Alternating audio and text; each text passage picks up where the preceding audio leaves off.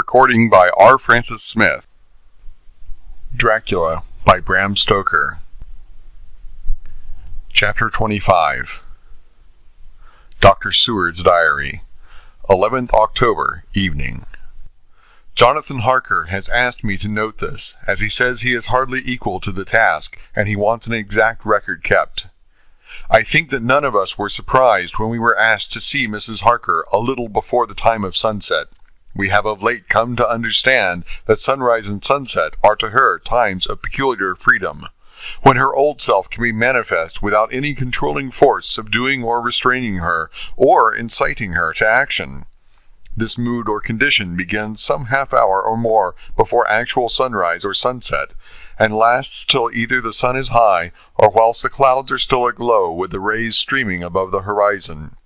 At first there is a sort of negative condition, as if some tie were loosened, and then the absolute freedom quickly follows. When, however, the freedom ceases, the change back or relapse comes quickly, preceded only by a spell of warning silence. Tonight, when we met, she was somewhat constrained, and bore all the signs of an internal struggle. I put it down myself to her making a violent effort at the earliest instant she could do so. A very few minutes, however, gave her complete control of herself. Then, motioning her husband to sit beside her on the sofa, where she was half reclining, she made the rest of us bring chairs up close. Taking her husband's hand in hers, she began, "We are all here together in freedom for perhaps the last time. I know that you will always be with me to the end." This was to her husband, whose hand had, as we could see, tightened upon her. "In the morning we go out upon our task, and God alone knows what may be in store for any of us. You are going to be so good to me to take me with you. I know that all that brave, earnest men can do for a poor, weak woman, whose soul perhaps is lost, no, not yet, but is at any rate at stake, you will do. But you must remember that I am not as you are. There is a poison in my blood, in my soul, which may destroy me, which must destroy me unless some relief comes to us. Oh, my friends, you know as well as I do that my soul is at stake. And though I know there is one way out for me, you must not and I must not take it." She looked appealing to us all in turn, beginning and ending with her husband. "What is that way?" asked Van Helsing in a hoarse voice. "What is that way which we may not take?" "That I may die now, either by my own hand or that of another, before the greater evil is entirely wrought. I know, and you know, that were I once dead, you could and would set free my immortal spirit, even as you did my poor Lucy's. Were death, or the fear of death, the only thing that stood in the way, I would not shrink to die here now, amidst the friends who love me. But death is not all. I cannot believe that to die in such a case, when there is hope before us and a bitter task to be done, is God's will. Therefore I, on my part, give up here the certainty of eternal rest, and go out into the dark, where may be the blackest things that the world or the netherworld holds." We were all silent, for we knew instinctively that this was only a prelude. The faces of the others were set, and Harker's grew ashen gray. Perhaps he guessed better than any of us what was coming. She continued, "This is what I can give into the hotchpot." I could not but note the quaint legal phrase which she used in such a place, and with all seriousness. "What will each of you give? Your lives I know," she went on quickly. "That is easy for brave men. Your lives are God's, and you can give them back to him. But what will you give to me?" She looked again questioningly, but this time avoided her husband's face. Quincy seemed to understand. He nodded, and her face lit up. "Then I shall tell you plainly what I want, for there must be no doubtful matter in this connection between us now. You must promise me, one and all, even you, my beloved husband, that should the time come, you will kill me." "What is that time?" The voice was Quincy's, but it was low and strained. "When you shall be convinced that I am so changed that it is better that I die that I may live. When I am thus dead in the flesh, then you will, without a moment's delay, drive a stake through me and cut off my head, or do whatever else may be wanting to give me rest." Quincy was the first to rise after the pause. He knelt down before her, and taking her hand in his, said solemnly, I'm only a rough fellow who hasn't perhaps lived as a man should to win such a distinction. But I swear to you by all that I hold sacred and dear that, should the time ever come, I shall not flinch from the duty that you have set us.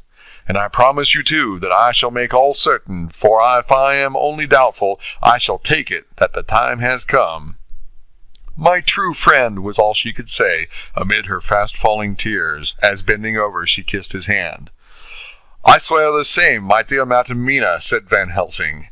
"And I," said Lord Godalming, each of them in turn kneeling to her to take the oath. "I followed myself." Then her husband turned to her wan-eyed, and with a greenish pallor which subdued the snowy whiteness of his hair, and asked, "And must I, too, make such a promise, O my wife?" "You too, my dearest," she said, with infinite yearning of pity in her voice and eyes. "You must not shrink. You are nearest and dearest in all the world to me. Our souls are knit into one for all life and all time. Think, dear, that there have been times when brave men have killed their wives and their womenkind to keep them from falling into the hands of the enemy. Their hands did not falter any the more because those that they love implored them to slay them. It is men's duty towards those whom they love in such times of sore trial. And oh, my dear, if it is to be that I must meet death at any hand, let it be at the hand of him that loves me best. Dr. Van Helsing, I have not forgotten your mercy in poor Lucy's case to him who loved." She stopped with a flying blush and changed her phrase, "to him who had best right to give her peace. If that time shall come again, I look to you to make it a happy memory of my husband's life that it was his loving hand which set me free from the awful thrall upon me."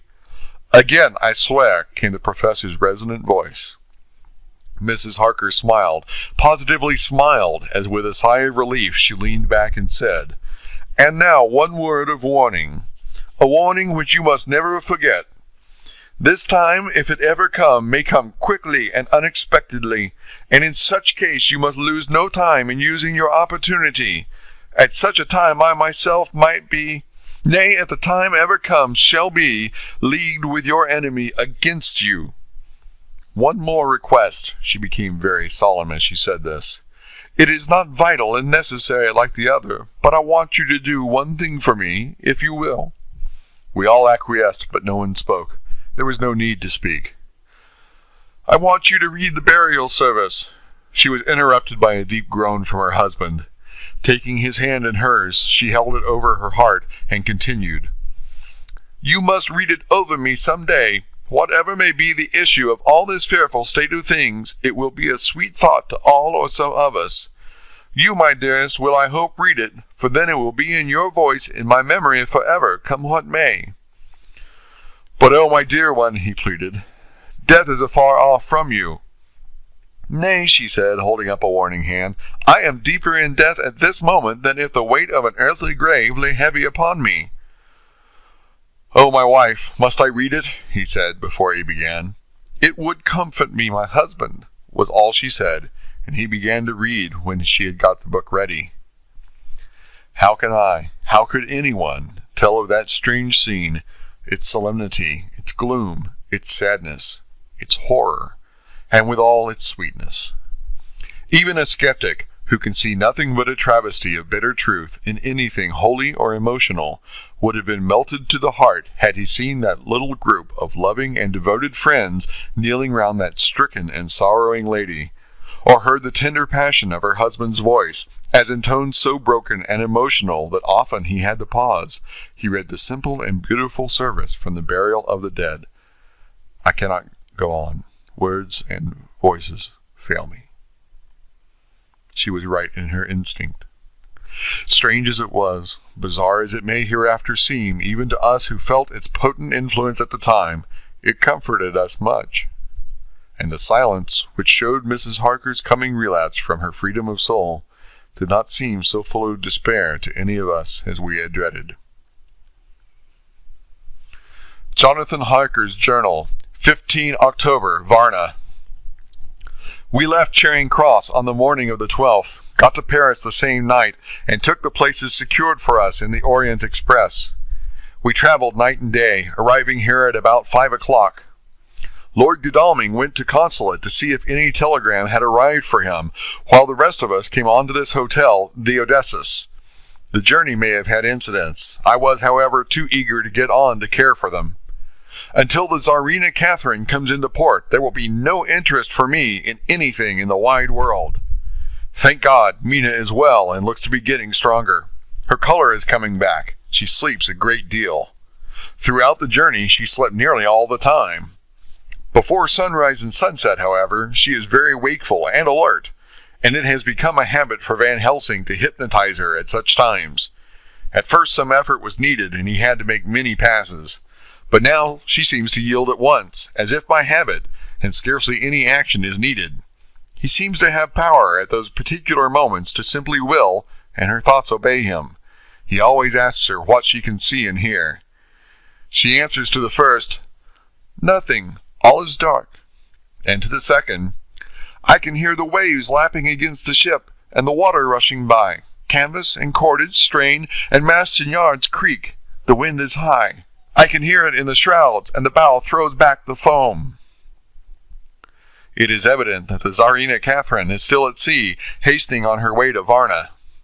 Lord Godalming has just returned. He had 4 telegrams, one each day since we started, and all to the same effect, that the Tsarina Catherine had not been reported to Lloyd's from anywhere.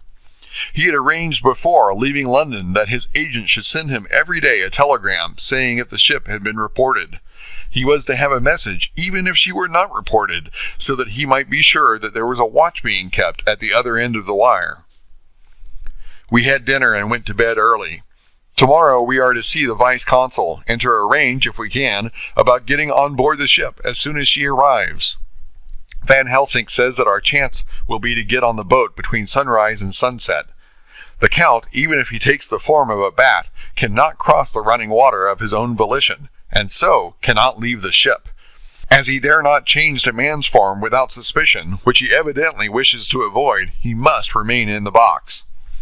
If, then, we can come on board after sunrise, he is at our mercy, for we can open the box and make sure of him, as we did of poor Lucy, before he wakes. What mercy he shall get from us all will not count for much. We think that we shall not have much trouble with officials or the seamen. Thank God, this is the country where bribery can do anything, and we are well supplied with money. We have only to make sure that the ship cannot come into port between sunset and sunrise without our being warned, and we shall be safe. Judge Moneybag will settle this case, I think. 16th October. Mina's report still the same. Lapping waves and rushing water, darkness and favoring winds. We are evidently in good time, and when we hear of the Tsarina Catherine we shall be ready. As she must pass the Dardanelles, we are sure to have some report. 17th October. Everything is pretty well fixed now, I think, to welcome the Count on his return from his tour. Godalming told the shippers that he fancied that the box sent aboard might contain something stolen from a friend of his, and got a half consent that he might open it at his own risk. The owner gave him a paper telling the captain to give him every facility in doing whatever he chose on board the ship, and also a similar authorization to his agent at Varna. We have seen the agent, who was much impressed with Godalming's kindly manner to him, and we are all satisfied that whatever he can do to aid our wishes will be done. We have also arranged what to do in case we get the box open. If the Count is there, Van Helsing and Seward will cut off his head at once and drive a stake through his heart. Morris and Godalming and I shall prevent interference, even if we have to use the arms which we shall have ready. The professor says that if we can so treat the Count's body, it will soon after fall into dust. In such case there would be no evidence against us in case any suspicion of murder were aroused. But even if it were not, we should stand or fall by our act, and perhaps some day this very script may be evidence to come between some of us and a rope. For myself, I should take the chance only too thankfully if it were to come. We mean to leave no stone unturned to carry out our intent. We have arranged with certain officials that the instant the Tsarina Catherine is seen, we are to be informed by a special messenger. 24th October. A whole week of waiting. Daily telegrams to Godalming, but only the same story. Not yet reported. Mina's morning and evening hypnotic answer is unvaried. Lapping waves, rushing water, and creaking masts. Telegram, October 24th, Rufus Smith, Lloyd's, London, to Lord Godalming, care of HBM Vice-Consul Varna. Tsarina Catherine reported this morning from Dardanelles. Dr. Seward's Diary, 25th October. How I miss my phonograph. To write a diary with a pen is irksome to me, but Van Helsing says I must. We were all wild with excitement yesterday when Godalming got his telegram from Lloyd's. I know now what men feel in battle when the call to action is heard. Mrs. Harker, alone of our party, did not show any signs of emotion. After all, it is not strange that she did not, for we took special care not to let her know anything about it, and we all tried not to show any excitement when we were in her presence. In old days she would, I am sure, have noticed, no matter how we might have tried to conceal it. But in this way she is greatly changed during the past 3 weeks. The lethargy grows upon her, and though she seems strong and well, and is getting back some of her color, Van Helsing and I are not satisfied. We talk of her often. We have not, however, said a word to the others. It would break poor Harker's heart, certainly his nerve, if he knew that we had even a suspicion on the subject. Van Helsing examines, he tells me, her teeth very carefully, while she is in the hypnotic condition, for he says that so long as they do not begin to sharpen, there is no active danger of a change in her. If this change should come, it would be necessary to take steps. We both know what those steps would have to be, though we do not mention our thoughts to each other. We should neither of us shrink from the task, awful though it may be to contemplate. Euthanasia is an excellent and comforting word, and I am grateful to whoever invented it. It is only about 24 hours' sail from the Dardanelles to here, at the rate that Tsarina Catherine has come from London. She should therefore arrive sometime in the morning, but as she cannot possibly get in before noon, we are all about to retire early. We shall get up at 1 o'clock, so as to be ready. 25th October, noon. No news yet of the ship's arrival.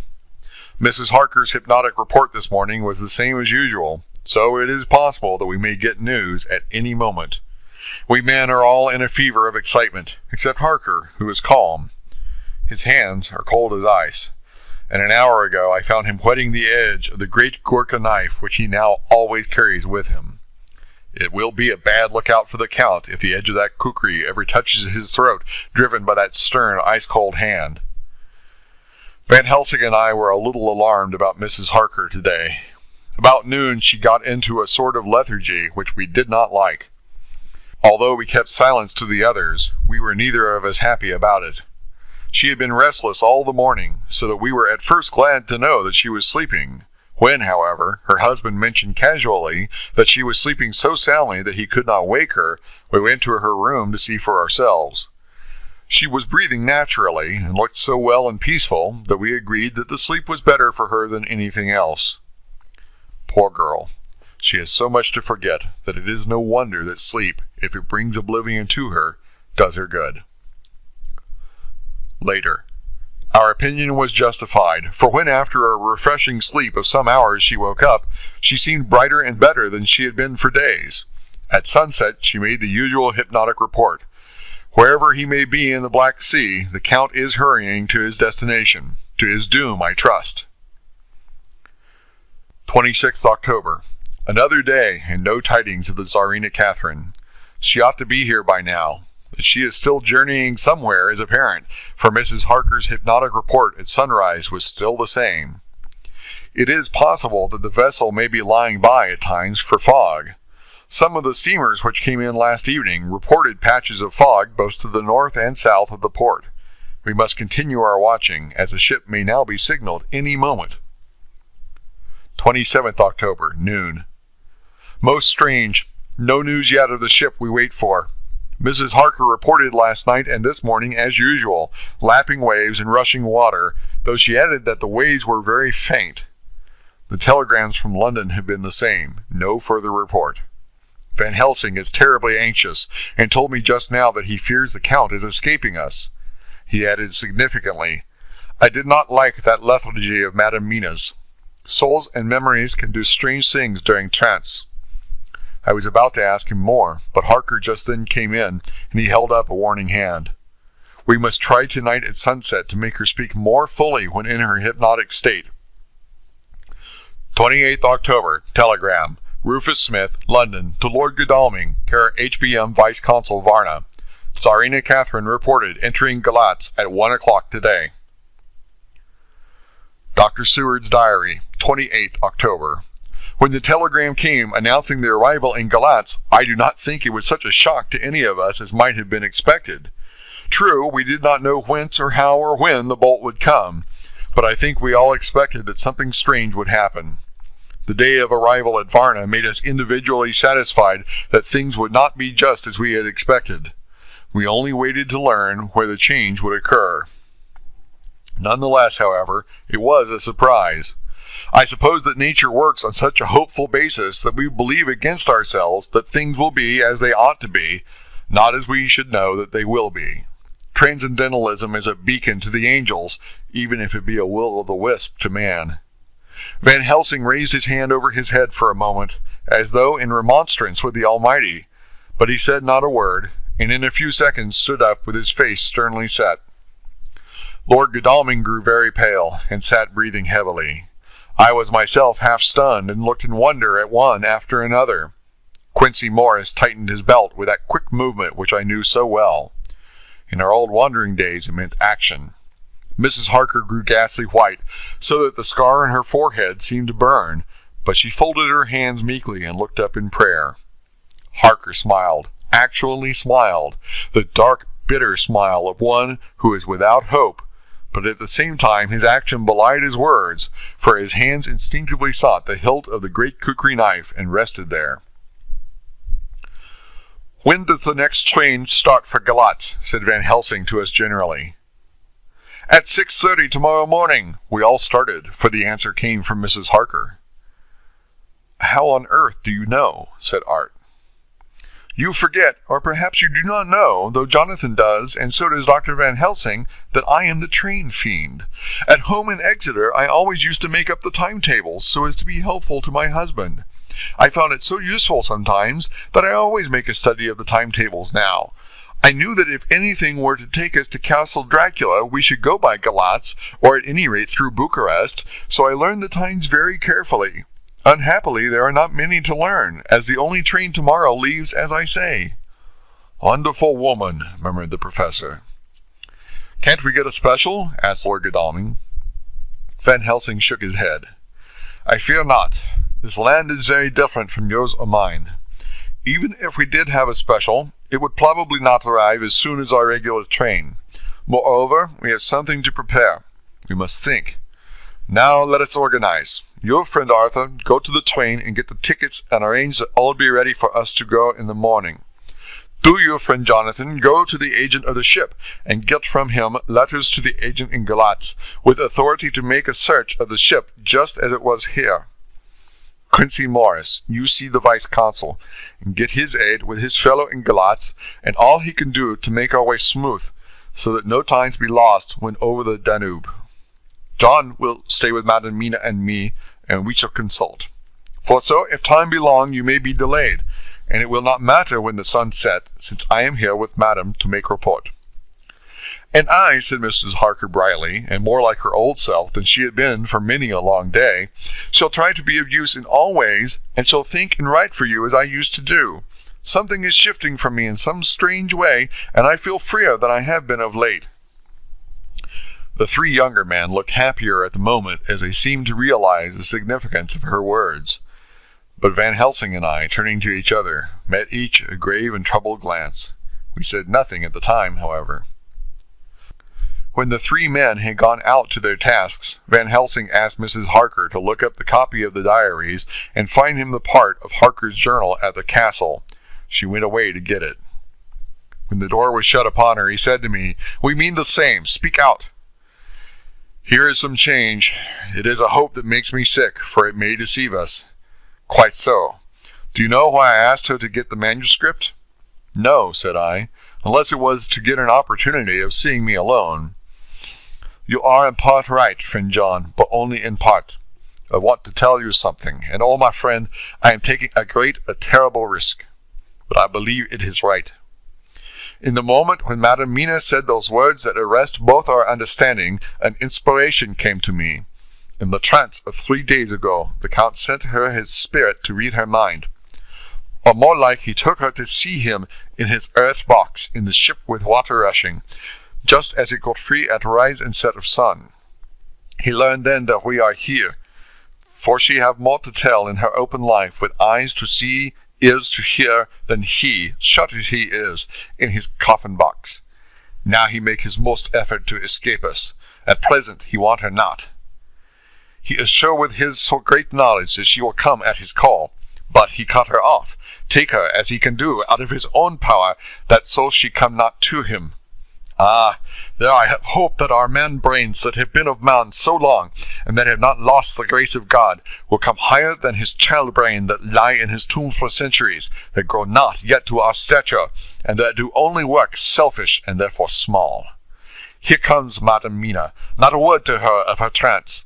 She knows it not, and it would overwhelm her and make despair just when we want all her hope, all her courage, when most we want all her great brain, which is trained like man's brain, but is of sweet woman, and have a special power which the Count give her, and which he may not take away altogether, though he think not so.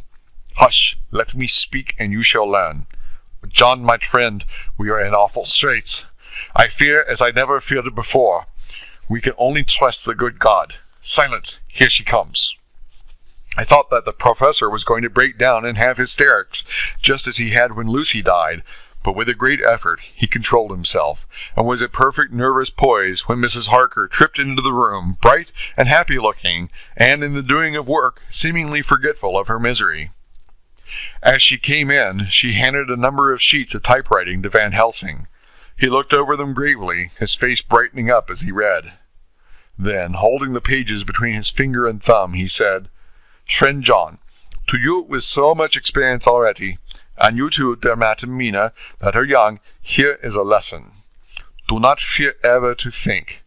A half-thought has been buzzing often in my brain, but I fear to let him loose his wings. Here now, with more knowledge, I go back to where that half-thought come from, and I find that he be no half-thought at all. That be a whole thought, though so young that he is not yet strong to use his little wings. Nay, like the ugly duck of my friend Hans Andersen, he be no duck thought at all, but a big swan thought that sail nobly on big wings when the time come for him to try them. See, I read here what Jonathan have written. That other of his race who, in a later age, again and again, brought his forces over the great river into Turkeyland, who, when he was beaten back, came again and again and again, though he had come alone for the bloody field where his troops were being slaughtered, since he knew that he alone could ultimately triumph. What does this tell us? Not much? No. The Count's child thought see nothing, therefore he speaks so free. Your man thought see nothing. My man thought see nothing, till just now. No, but there comes another word from someone who speak without thought, because she too know not what it mean, what it might mean. Just as there are elements which rest, yet when in nature's course they move on their way, and they touch the poof, and there comes a flash of light, heaven-wide, that blind and kill and destroy some, but that show up all earth below for leagues and leagues. Is it not so? Well, I shall explain. To begin, have you ever studied the philosophy of crime? Yes and no. You, John, yes, for it is a study of insanity. You know, Madam Mina, for crime touch you not but once. Still, your mind works true, and argues not, a particulari ad universal. There is this peculiarity in criminals. It is so constant, in all countries and at all times, that even police, who know not much from philosophy, come to know it empirically, that it is. That is to be empiric. The criminal always works at one crime. That is the true criminal, who seems predestinate to crime, and who will of none other. This criminal has not full man brain. He is clever, and cunning, and resourceful, but he be not of man's stature as to brain. He be of child brain in much. Now, this criminal of ours is predestinate to crime also. He too have child brain, and it is of the child to do what he have done. The little bird, the little fish, the little animal live not by principle, but empirically. And when he learn to do, then there is to him the ground to start from to do more. Das pou sto, said Archimedes. Give me a fulcrum, and I shall move the world. To do once is the fulcrum whereby child-brain become man-brain. And until he have the purpose to do more, he continue to do the same, again, every time, just as he have done before. Oh, my dear, I see that your eyes are opened, and that, to you, the lightning flash show all the leagues. For Mrs. Harker began to clap her hands, and her eyes sparkled. He went on, Now you shall speak. Tell us 2 or 3 men of science what you see with those so bright eyes. He took her hand and held it whilst he spoke. His fingers and thumb closed on her pulse, as I thought instinctively and unconsciously, as she spoke. The Count is a criminal and of criminal type. Nordau and Lombroso would so classify him, and qua criminal he is of an imperfectly formed mind. Thus, in a difficulty he has to seek resource in habit. His past is a clue, and the one page of it that we know, and that from his own lips tells that once before, when in what Mr. Morris would call a tight place, he went back to his own country from the land he had tried to invade, and thence, without losing purpose, prepared himself for a new effort. He came again better equipped for his work, and won. So he came to London to invade a new land. He was beaten, and when all hope of success was lost, and his existence in danger, he fled back over the sea to his home, just as formerly he had fled back over the Danube from Turkey-land. Good, good! Oh, you're so clever, lady, said Van Helsing enthusiastically, as he stooped and kissed her hand. A moment later he said to me, as calmly as though we had been having a sick-room consultation, 72 only, and in all this excitement I have hope. Turning to her again, he said with keen expectation, But go on, go on! There is more to tell if you will. Be not afraid. John and I know. I do in any case, and shall tell you if you are right. Speak without fear. I will try to, but you will forgive me if I seem too egotistical. Nay, fear not. You must be egotist, for it is of you that we think. Then, as he is criminal, he is selfish. And as his intellect is small, and his action is based on selfishness, he confines himself to one purpose. That purpose is remorseless. As he fled back over the Danube, leaving his forces to be cut to pieces, so now he is intent on being safe, careless of all. So his own selfishness frees my soul somewhat from the terrible power which he acquired over me on that dreadful night. I felt it! Oh, I felt it! Thank God for his great mercy! My soul is freer than it has been since that awful hour, and all that haunts me is a fear lest in some trance or dream he may have used my knowledge for his ends. The professor stood up. He has so used your mind, and by it he has left us here in Varna, whilst the ship that carried him rushed through enveloping fog up to Galatz, where doubtless he had made preparation for escaping from us. But his child mind only saw so far. And it may be that as ever is in God's providence, the very thing that the evil-doer most reckoned on for his selfish good turns out to be his chiefest harm. The hunter is taken in his own snare, as the great psalmist says. For now that he think he is free from every trace of us all, and that he has escaped us with so many hours to him, then his selfish child-brain will whisper him to sleep. He think, too, that as he cut himself off from knowing your mind, there can be no knowledge of him to you, and that is where he fail. That terrible baptism of blood which he give you makes you free to go to him in spirit, as you have yet done in your times of freedom when the sun rise and set. At such times you go by my volition, and not by his. And this power to good of you and others you have won from your suffering at his hands. This is now all more precious that he know it not, and to guard himself have even cut himself off from his knowledge of our where. We, however, are not selfish, and we believe that God is with us through all this blackness and these many dark hours.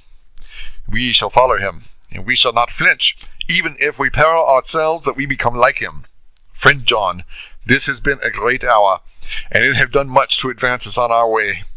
You must be scribe and write him all down. so that when the others return from their work, you can give it to them. Then they shall know as we do. And so I have written it, whilst we wait their return, and Mrs. Harker has written with the typewriter, all since she brought the manuscript to us.